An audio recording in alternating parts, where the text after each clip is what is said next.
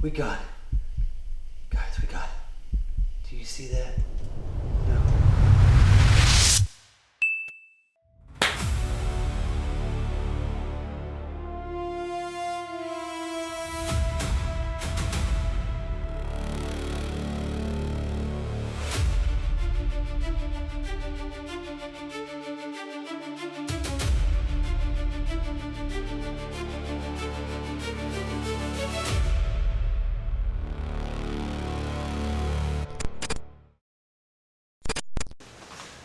Alright guys, back on the Jeep train again. So still not starting. Pretty sure it's not the fuel injectors. Pretty sure it's not the crankshaft positioning sensor because we just replaced that. And so yeah, we're just crossing things off our list. Next thing I'm going to want to check is for vacuum leaks. So I got a little pump, a little smoke pump here off of Amazon. We're going to attach it to one of the vacuum hoses and run some smoke through the intake. I'll put a block right here on the air intake tube so that we are getting some air into the throttle control area. So we'll basically be running smoke and checking all of our upper and lower manifold seals, as well as our exhaust and breather tubes, brake booster tubes, and we'll see if we have a vacuum leak anywhere, and maybe we can start narrowing this thing down. So stay tuned, let's find out.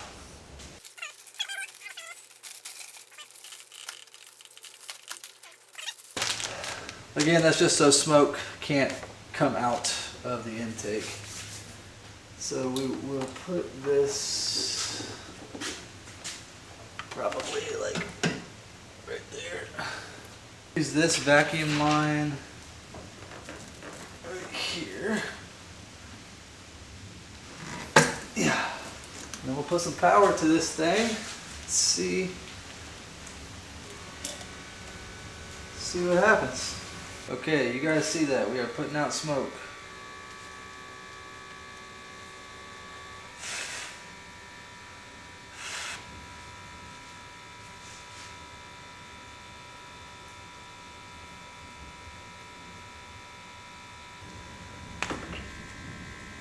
Definitely putting out smoke. I'll be so happy if we don't have a leak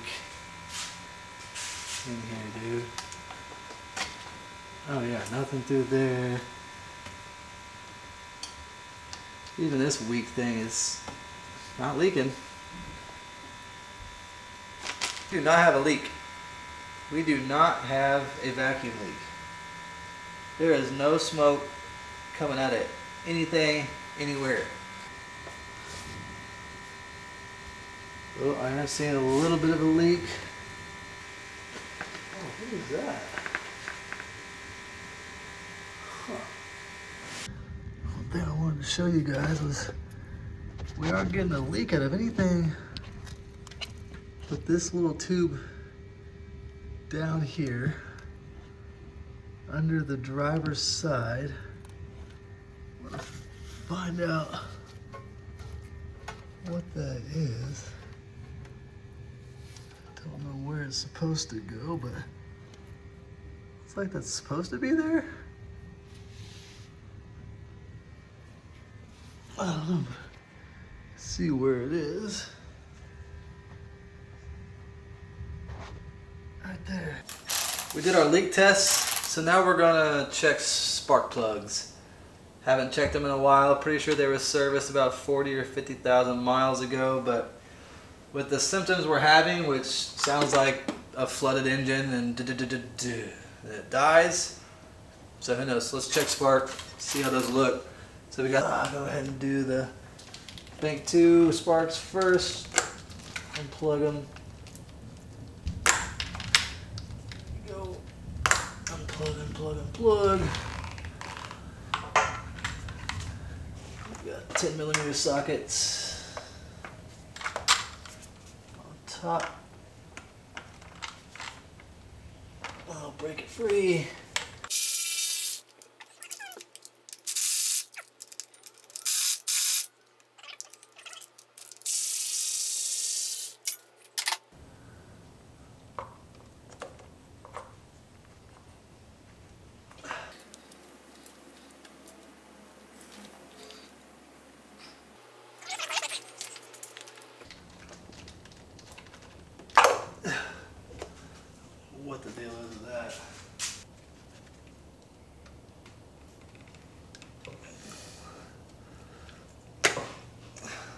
Bruh.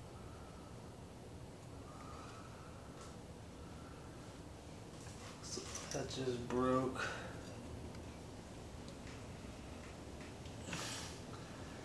Bro. What the heck?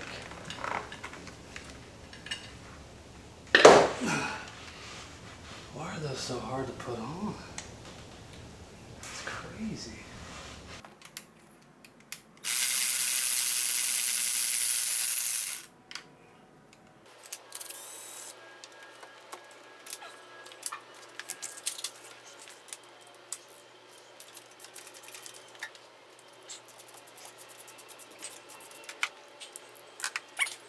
Alright guys, desperate times call for desperate measures.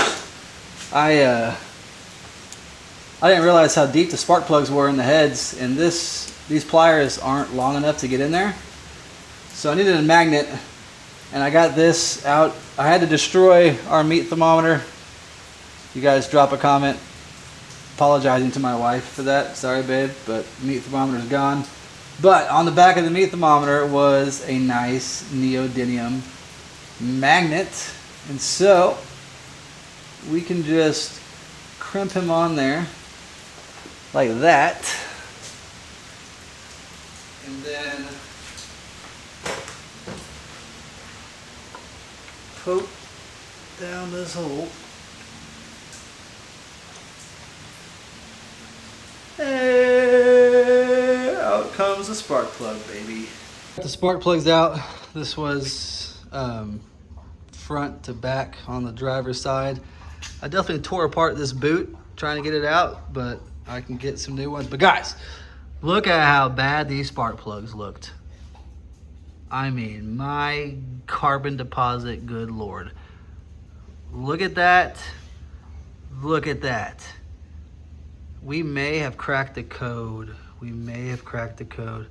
So now we're going to pull out the 3 here on the passenger side and put some new spark plugs in and freaking put this thing back together and see if we got some life. I'm so excited.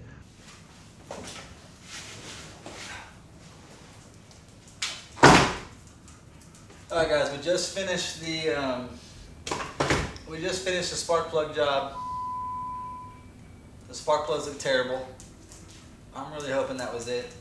We also got the scanner in the mail, so I'm about to do a live test. We're gonna screen record it, and so let's see what happens. We also did the smoke test, so I'm almost positive there's no vacuum leak. Spark plugs are brand new. Let's see if we can get some spark. All right, here we go.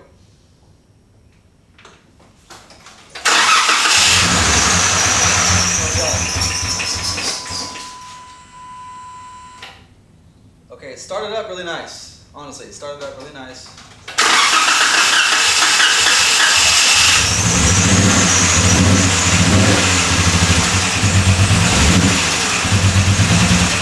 Gas.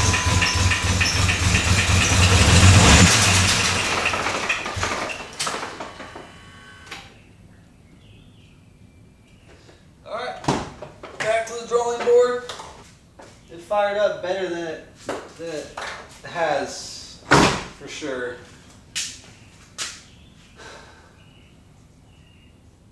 Yeah, I'm not sure, so we'll just keep we'll keep digging in at it, and we'll let you know what's next.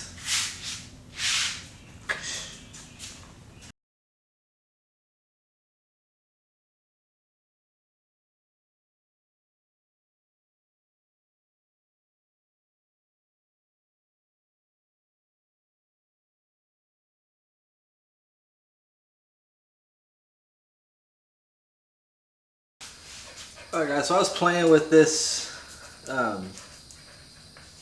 manifold absolute pressure sensor, this MAP sensor that is right after the electronic throttle control, and it seems like the engine's not getting any oxygen, like any air at all, because I took this MAP sensor off and it was sucking in air through that hole, and the engine was actually running for the first time without me having to feather the accelerator pedal.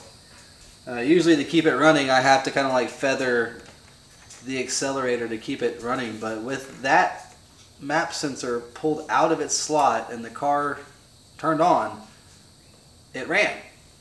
And it didn't run good. It was still felt like it was misfiring, but it did run. And so that is that was a good thing, a good feeling. I don't know what is up with this freaking hose right now. What's wrong with you, dude? There you go. Anyway, so we went and got a generic one from O'Reilly's, and we're gonna put it in. If it works, sick. I'll order a OEM Mopar map sensor, and we'll be good. If it doesn't work, I'm thinking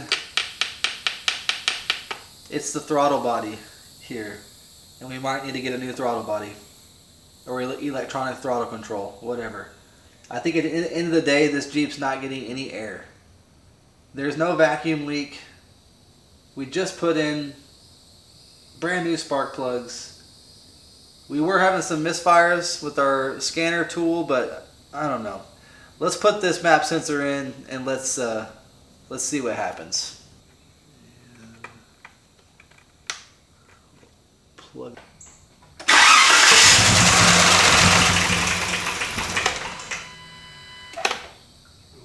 Okay, well,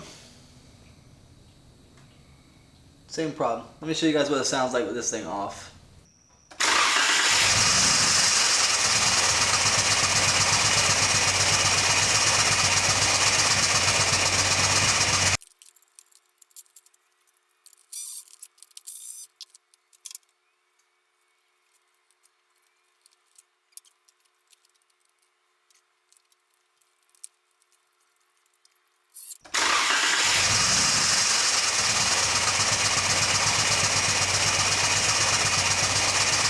Okay, in this failed trial, we're gonna watch the electronic throttle control valve thingy. See if it opens up when I give it gas.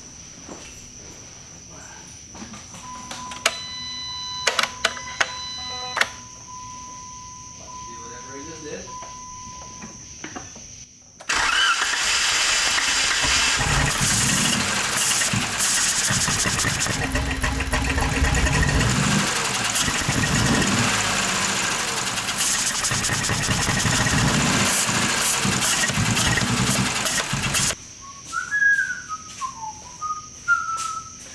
How bad was that?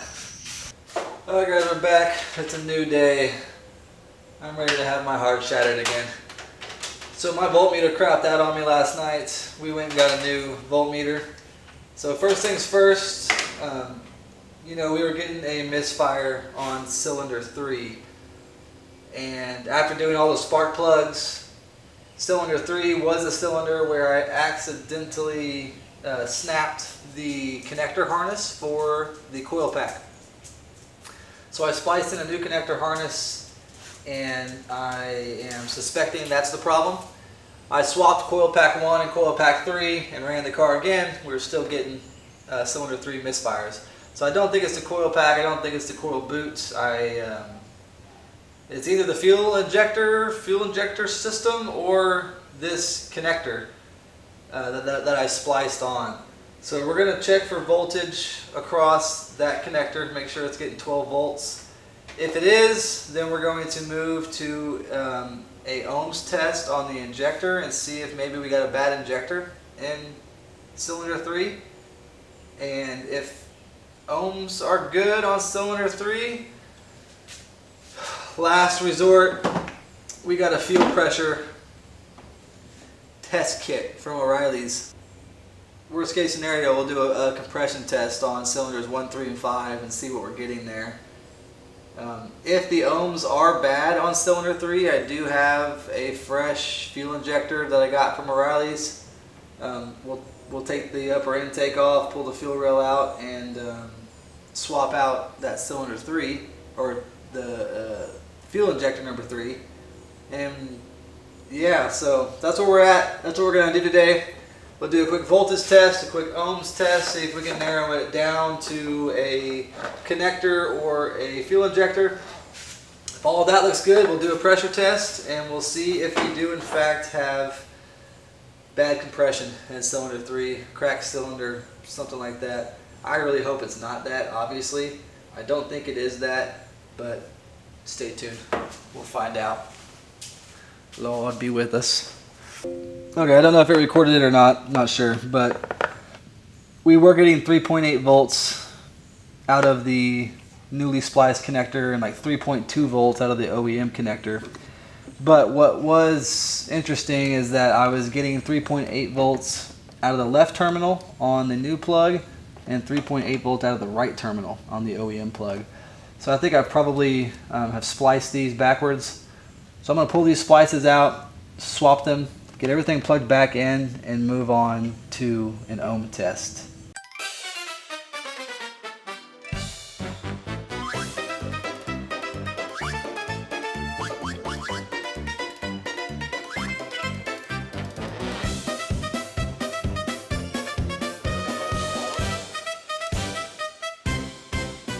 All right, fellas, we've officially reached the PNR, and in my industry, that is called the point of no return.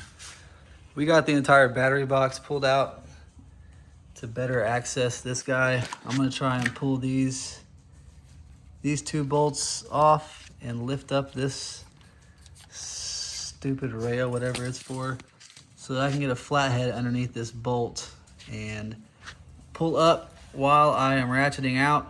Apparently there are brass inserts in the head here that do come loose and spin, so we're gonna try and get this coil pack out and see where to go from there. All right, boys, let's go. We got it out. It is not going to look pretty, but you can see the threaded insert, that brass insert, definitely just pulled right out. Let's go. Okay. Ow, that's hot. Well, all we've done today is go backwards, but we did get this freaking thing out of its hole without completely ruining the coil pack. That's a win. All right. Now to figure out where to get a new brass fitting for that. Don't know. All right, guys, we got the bolt free from the insert.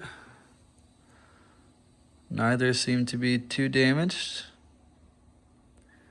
It threads in there decent enough. Yeah, I was just threading it. Show you real quick.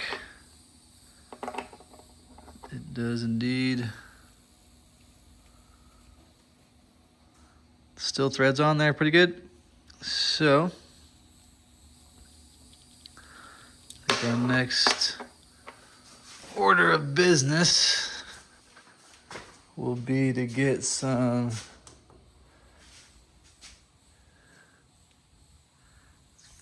thread epoxy or something like that and put this back in there with some epoxy, let it sit overnight and see if we can reinstall this without issue. So, a little bit of progress. Got the insert out. We also got some JB weld here that we are going to kind of coat this insert with and put it back in its hole.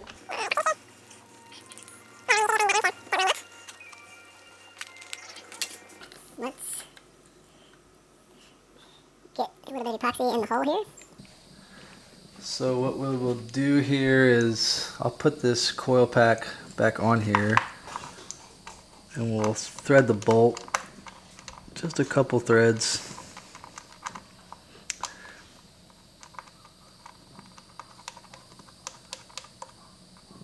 Make sure that the insert gets put on, you know, straight so it bores down properly.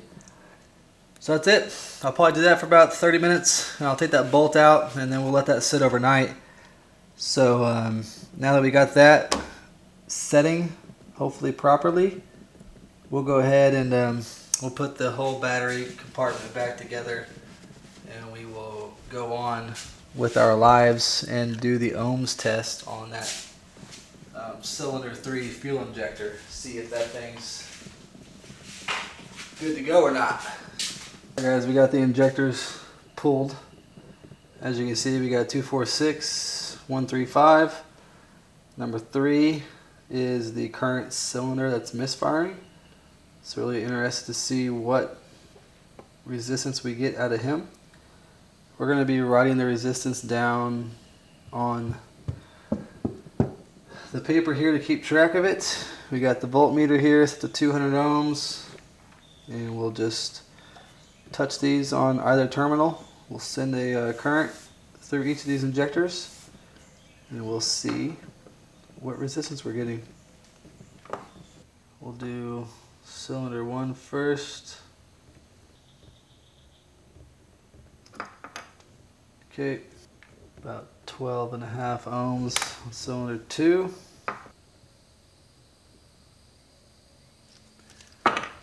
12.3 cylinder 4.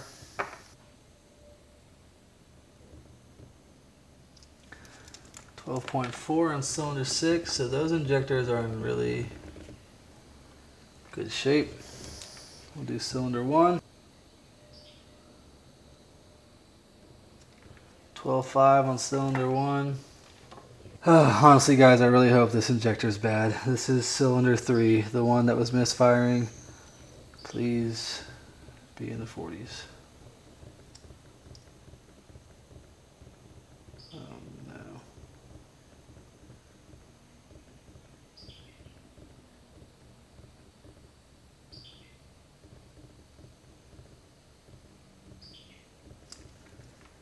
That's not good.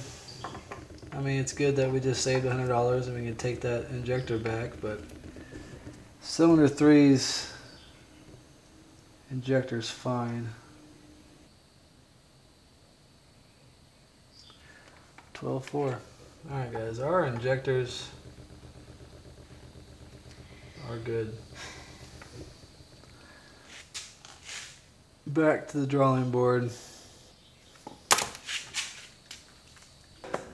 Well, it's the next morning, the epoxy's dried. I'm getting the coil pack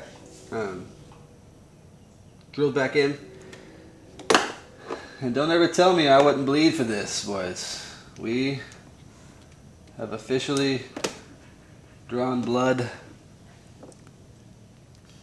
I pinched the shit out of my finger with a swivel socket. This guy. This dude right here, I was down there and I don't know, pinched the heck out of my finger. So, bleeding 8:30 in the morning, pretty sweet, pretty sweet.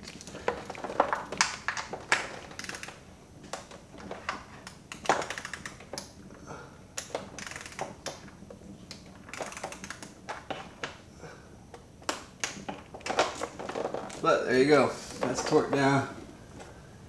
Okay, coil pack should be good.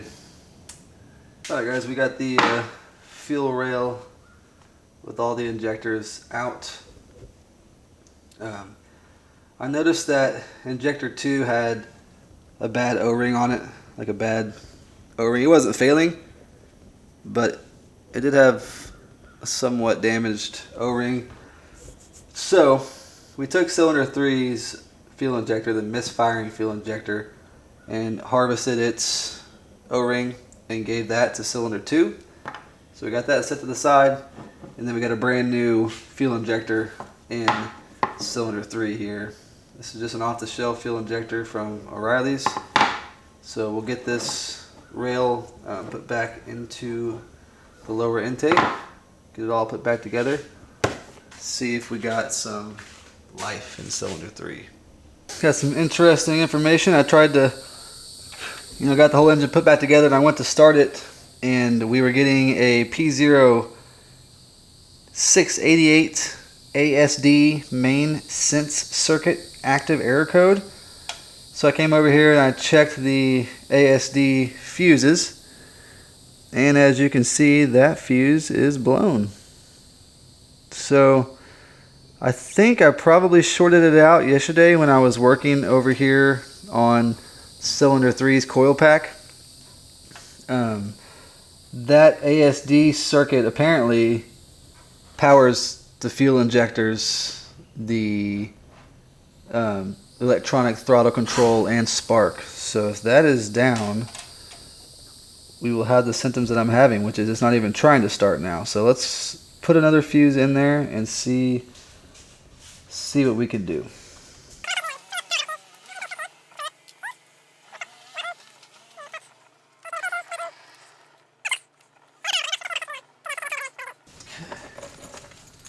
Let's see.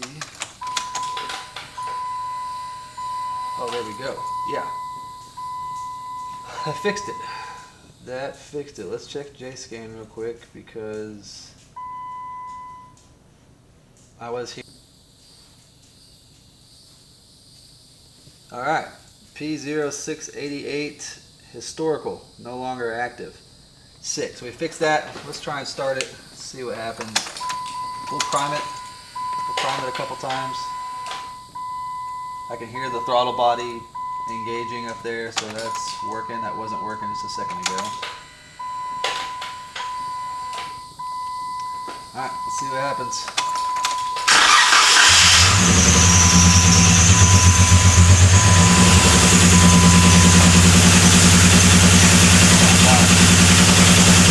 Guys, it's running. Guys, it's running. It's running! Okay, everybody calm down. Everybody calm down. Holy mackerel. No way. Don't.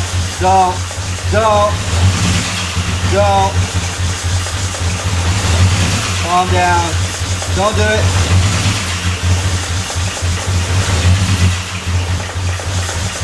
Stop.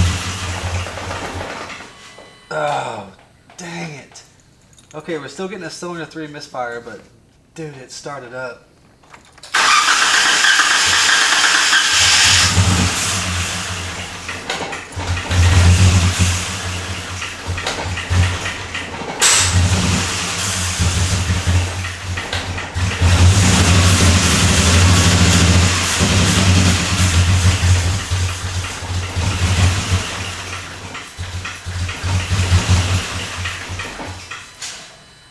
Okay, well, it started. And then it died. Guys, enough guessing. We're going to do a compression test. I got the whole battery box taken back out. I got the battery being held up by zip ties so we can get some power, electrical power. I got all the coil packs taken off, spark plugs pulled out. And we are about to thread in the pressure test. See what we're